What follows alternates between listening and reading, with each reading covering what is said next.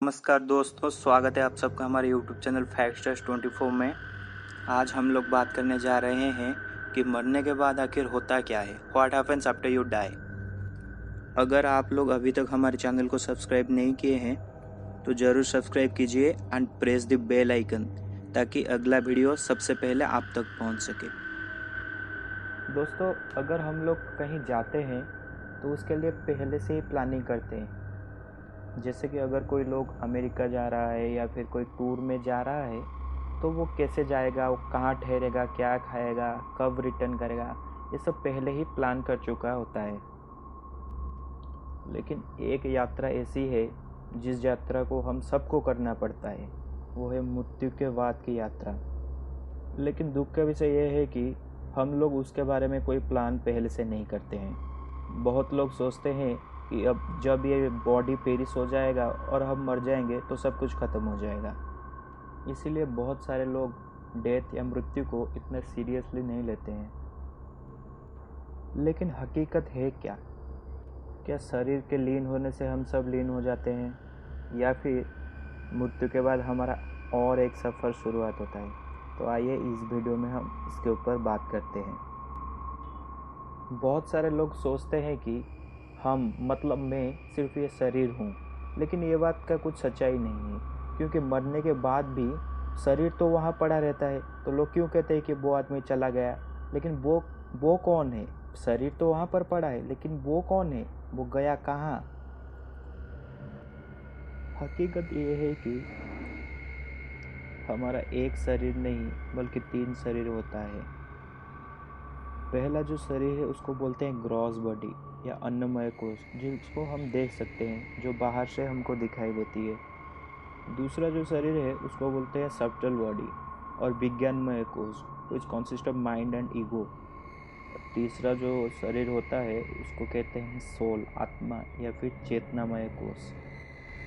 तो जब एक मनुष्य का मृत्यु होता है तब सिर्फ ग्रॉस बॉडी या अन्नमय कोश या फिर जो हम बाहर से देख सकते हैं जिस शरीर को, उस शरीर का विनाश होता है।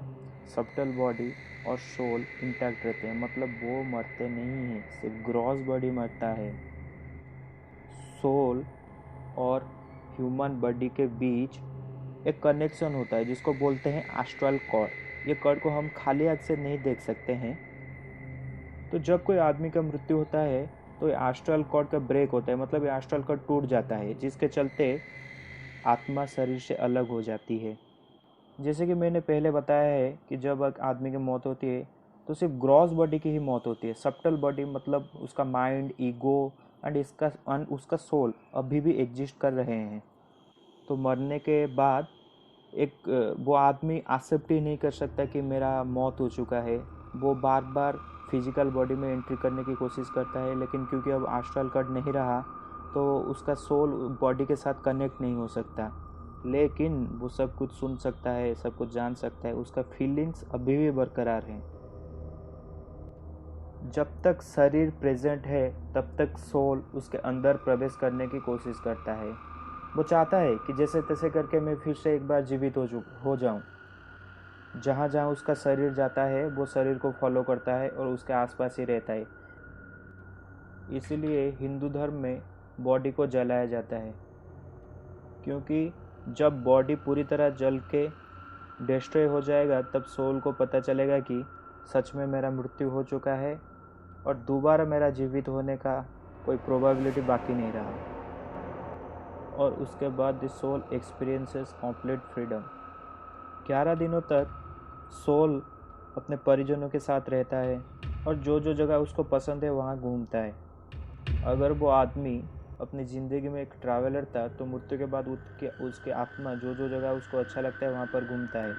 अगर वो आदमी अपने बच्चों से बहुत प्यार करता था तो मरने के बाद उसके आत्मा उसके बच्चों के आसपास ही रहता है। तो इसी तरह से 11 दिनों तक सोल क्या करता है, न रिलेटिव के आसपास ही रहता है। 11 दिनों के बाद आत्मा अपने परिजनों से विदा लेकर अपने मृत्यु के बाद सफ़र का शुरुआत करता है।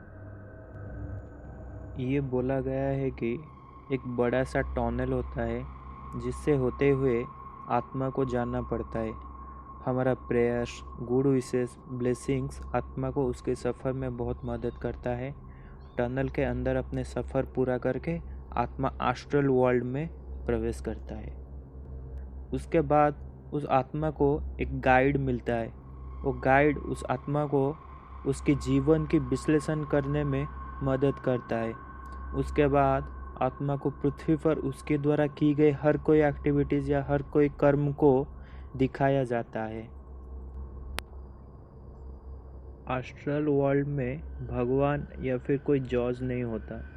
आत्मा अपने आप को जज करता है, क्योंकि आत्मा फ्री स्टेट में होता है, फिजिकल बॉडी से उसका नाता टूट चुका होता है, इसीलिए वो खुद की जजमेंट करने में कोई हेर फेर नहीं करता। आत्मा अपनी पूरा लाइफ की एनालाइज करने के बाद एक कंप्लीट ब्लूप्रिंट तैयार करता है, जिसके बेसिस पर उसका नेक्स्ट लाइफ तय होता है। वो अगले जन्म में कहाँ जन्म लेगा, कब जन्म लेगा, उसको क्या क्या मुश्किलें झेलना पड़ेगा, उसकी मौत कब और कैसे होने वाली है। ऐसी हर कोई चीज़ आत्मा को उस ब्लूप्रिंट में मेंशन करना होता है। उदाहरण के तरह से अगर किसी आदमी के सर में बहुत तेज़ दर्द हो रहा है, कोई भी मेडिसिन, कोई भी ट्रीटमेंट उसका कोई हेल्प नहीं कर रहा, जब उसका पास्ट लाइफ रिग्रेशन हुआ, उसको पता चला कि पिछले जन्म में उसने अपने एक दोस्त के सर को पत्थर में पीट कर उसका हत्या कर दिया था, जिसके चलते उसको इस जन्म में एक पनिशमेंट मिला है कि लाइफ लॉन्ग उसके सर में दर्द रहेगा। ब्लूप्रिंट तैयार होने के बाद कुछ दिन तक आत्मा एस्ट्रल वर्ल्ड में फ्री स्टेट में रहता है। उस पीरियड को कूलिंग ऑफ पीरियड बोला जाता है। आत्मा खुद अपना पेरेंट्स चूज करता है और फिर अपने चूज किया हुआ माँ के गर्भ में प्रवेश करता है। फिर से जन्म होने के बाद 40 दिन तक बच्चे को अपनी पास्ट लाइफ याद रहता है, जिसके चलते वो खुद ही खुद हंसता है या फिर रोता है। 40 दिन के बाद अपनी पुरानी लाइफ की मेमोरी पूरी तरह से मिट जाता है और हमको लगता है कि हम पास्ट में कभी एग्जिस्ट ही नहीं किए हैं। तो अब ये क्वेश्चन आता है कि how should we plan for death. हम अपनी मृत्यु की तैयारी कैसे करें। हम इस जन्म को ऐसा जीना चाहिए जैसे कि मरने के बाद हमारा आत्मा को हमारे कोई भी कर्म के लिए पछताना नहीं पड़े, क्योंकि वही पछतावा आगे जाकर पनिशमेंट में तब्दील हो जाता है। तो दोस्तों, ये थी डेथ के बाद की पूरी सफ़र की जानकारी। अगर वीडियो अच्छा लगा then please like, share and subscribe to our channel. मिलते हैं आपको हमारे अगले वीडियो में। Thank you very much.